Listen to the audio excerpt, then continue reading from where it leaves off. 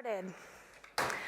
Before we dive into the talk itself, I'd like to kind of introduce myself and give a little bit of background on kind of where I came from. Obviously, I'm not from here. I am from Omaha, Nebraska, which is smack dab in the middle of the United States. I'm currently 21 years old. I have a year left of what you guys call here university, and I am studying something called IT innovation, which is essentially a computer science degree with an aspect of innovation within it. My background has varied in a lot of different places. The types of roles I've had are not necessarily typical for my major.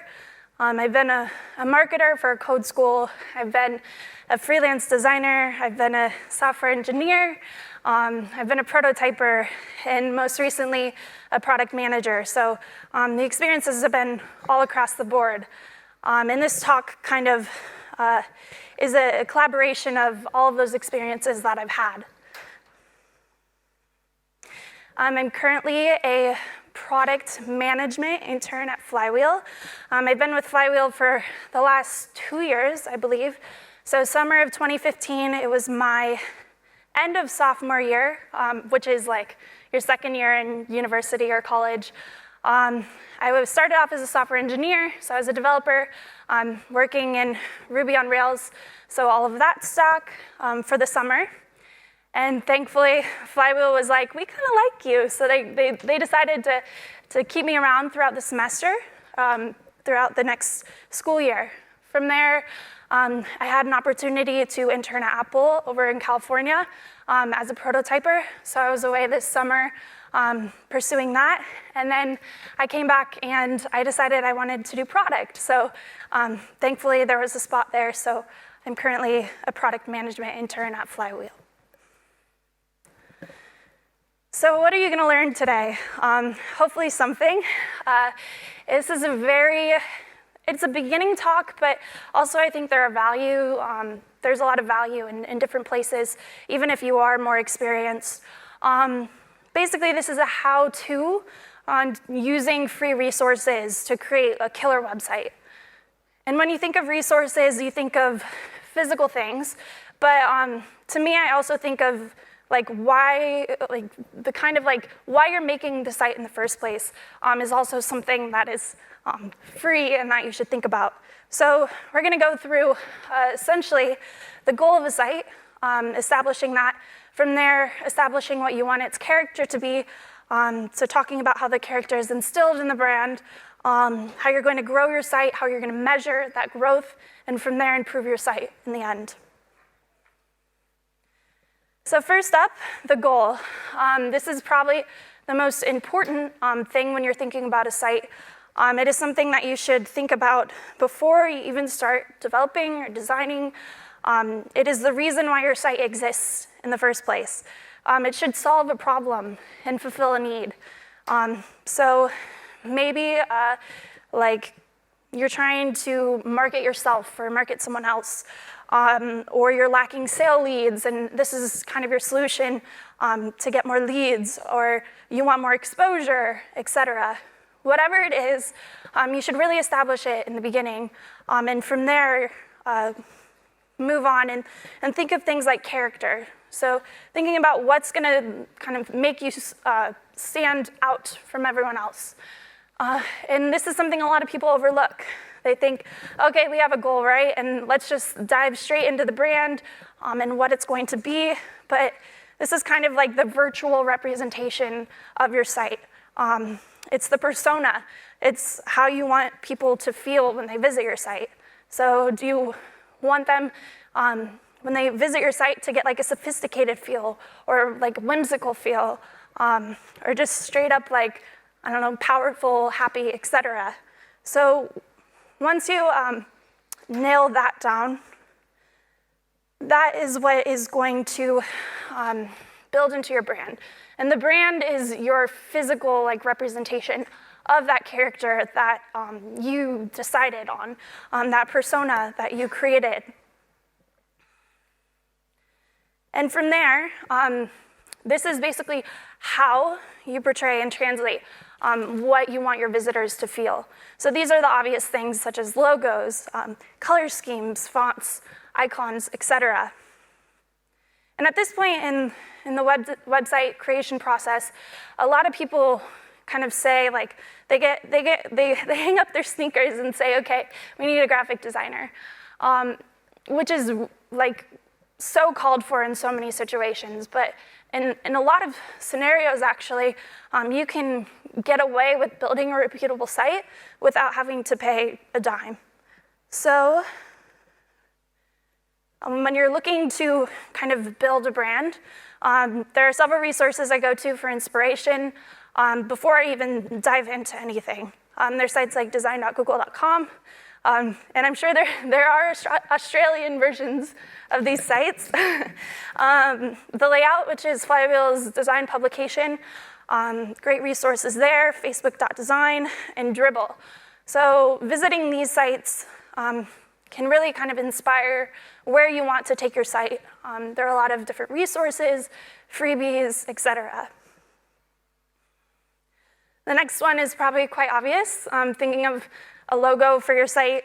There are different icons, fonts, different color schemes that you might want to use. And here's some free resources for that. The Noun project, I guarantee if you have any word and you search it on that site, you will find an icon for it, whether it matches it or not.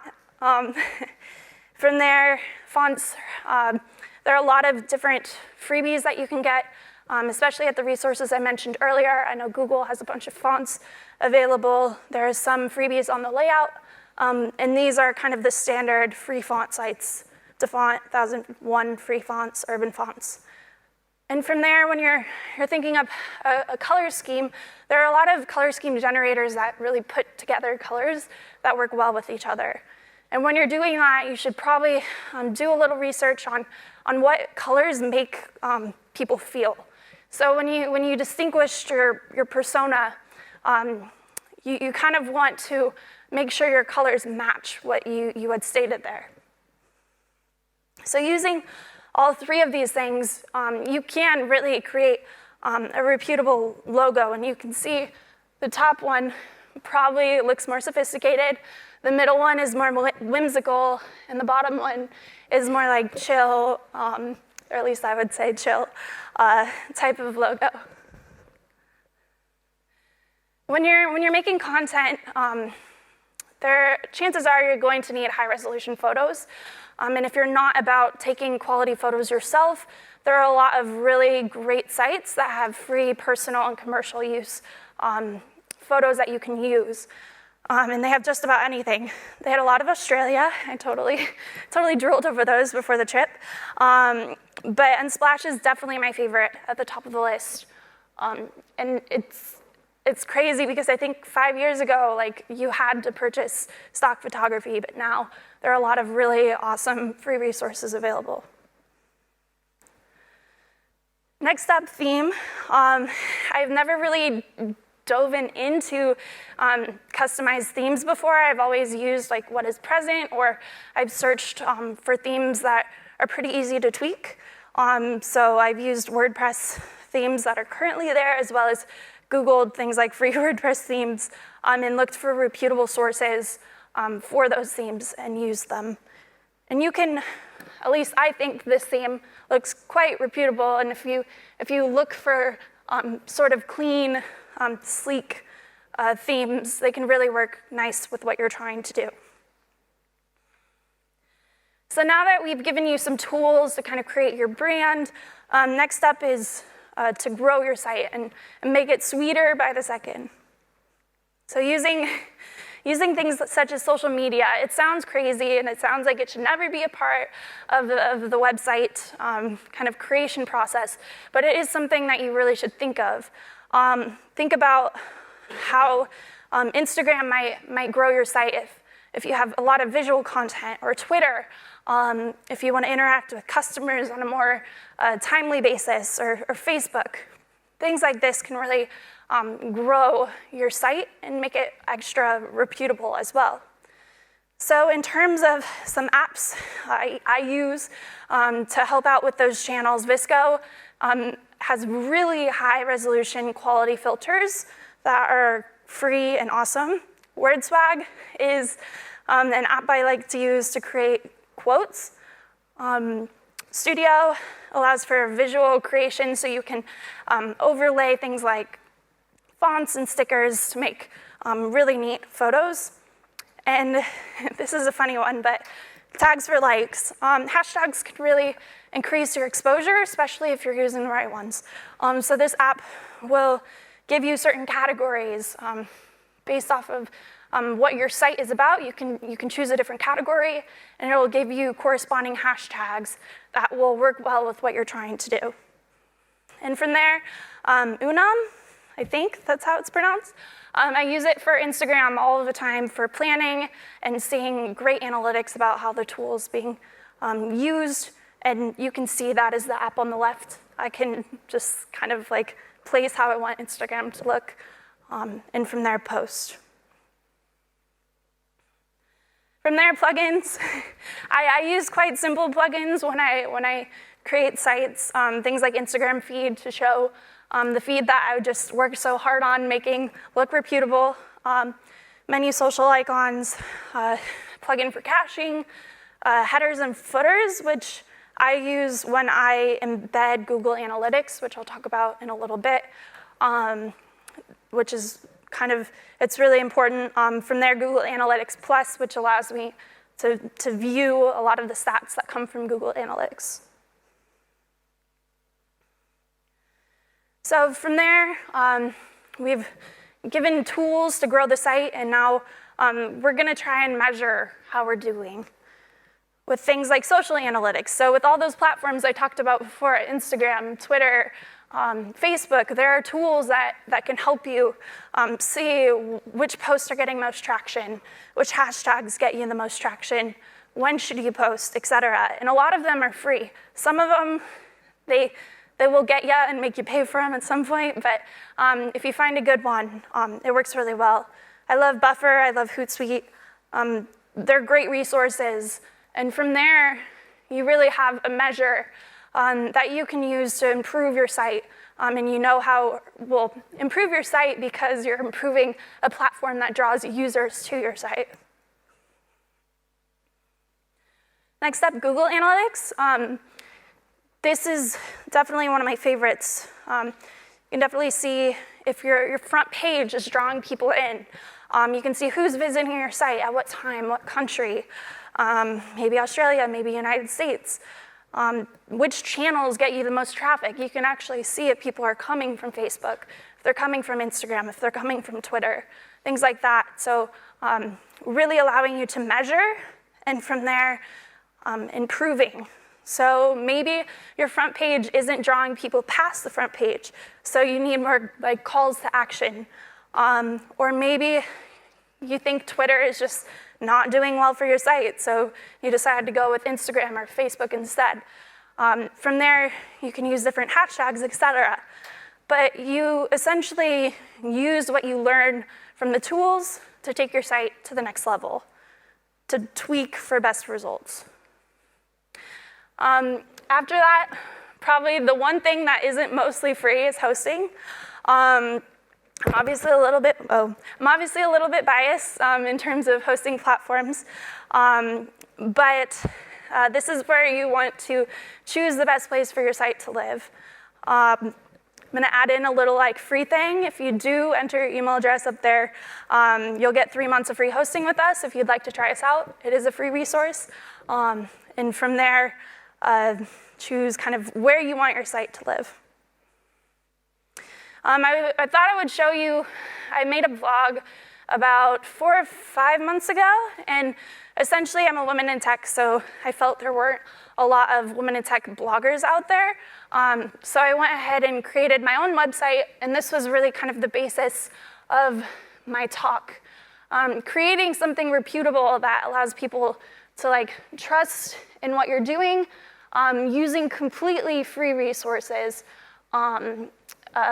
Yes, that is basically the final result. And it's been really interesting. I think I got 3,000 hits within the first week. So it was crazy, and I paired it up with YouTube, and it was a really great collaboration.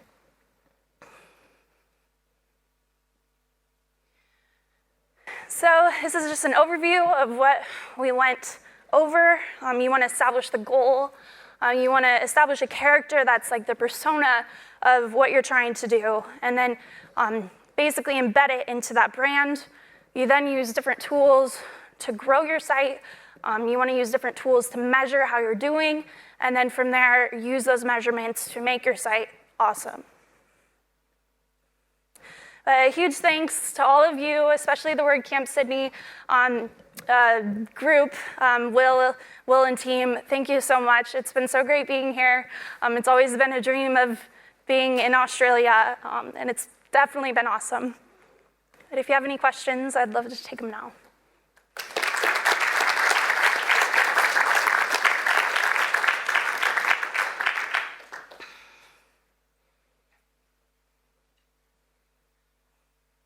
And if not, I can ask you questions because I have a lot about Australia. Hi, Kat. That was an excellent talk. Thank you. Thank you. Just a question around the photos and copyright issues, especially from free sites.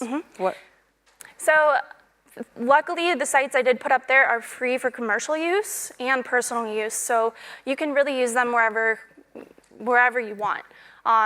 So you're not liable for anything, which is the nice part about those sites. I use Unsplash so much that I see every once in a while I see like, oh, that's from that site, but you have nothing to worry about essentially.